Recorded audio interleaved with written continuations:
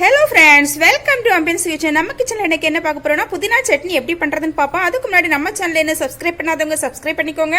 அப்படியே பக்கத்துல இருக்கிற பெல் பட்டனை அமுத்திக்கோங்க. அப்பதான் அப்லோட் பண்ற எல்லா வீடியோ உங்களுக்கு உடனுக்குடன் கிடைக்கும். வாங்க எப்படி பண்ணலாம்னு பாப்போம். புதினா சட்னி பண்றதுக்கு நான் ஒரு pan அடுப்புல வச்சிருக்கேன். இது நல்லா காஞ்சிச்சு. இதுல 1 டேபிள்ஸ்பூன் எண்ணெய் விட்டுக்கலாம். எண்ணெய் நல்லா காஞ்சிச்சு. இதுல ஒரு 4 போல சின்ன வெங்காயம் சேர்த்துக்கலாம். அது கூடவே ஒரு 3 பல் பூண்டு, ஒரு துண்டு இஞ்சி, 2 பச்சை மிளகாய் இந்த மாதிரி கீரி சேர்த்துக்கணும். ஒரு சின்ன நெல்லிக்காய் அளவு புளி, இவ்வளவு சேர்த்து லைட்டா வதக்கிக்கலாம். இது கூடவே கொஞ்சமா தேங்காய் சேர்த்துக்கலாம். பாத்தீங்கன்னா இந்த அளவு ஒரு அரை கை தேங்காய் சேர்த்து ஒரு 1 நிமிஷம் வதக்கினா போதும். 1 நிமிஷம் ஆயிட்டு இப்ப நம்ம புதினா சேர்த்துக்கலாம். பாத்தீங்கன்னா நல்ல ஒரு கையளவு புதினா,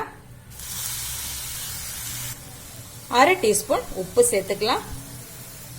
1 நிமிஷம் வதக்கினா போதும்.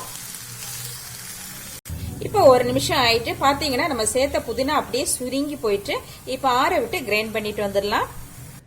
கொஞ்சமா தண்ணி சேர்த்து இப்ப கிரைண்ட் பண்ணியாச்சு. ஓகே, இப்ப தாளிச்சுக்கலாம். தாளிப்பு கரண்டி இப்ப அடுப்புல வச்சிருக்கிறோம். இதுல 1 டேபிள்ஸ்பூன் எண்ணெய் விட்டுக்கலாம். நான் நல்லெண்ணெய் யூஸ் பண்ணிருக்கிறேன். நீங்க எந்த குக்கிங் ஆயில் யூஸ் பண்ணுவீங்களோ அதை யூஸ் பண்ணிக்கலாம். எண்ணெய் காஞ்சிச்சு. இப்ப கடுகு சேர்த்துக்கலாம்.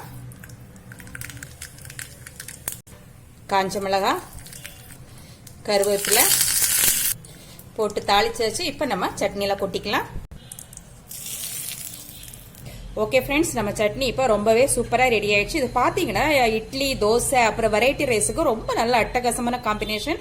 இந்த ரெசிபி உங்களுக்கு பிடிச்சிருந்தா அம்பியன்ஸ் கிச்சனை சப்ஸ்கிரைப் பண்ணி, லைக் பண்ணி, ஷேர் பண்ணி, கமெண்ட் பண்ணுங்க. மீண்டும் நல்லதொரு ரெசிபியோட உங்களை சந்திக்கிறேன். பை.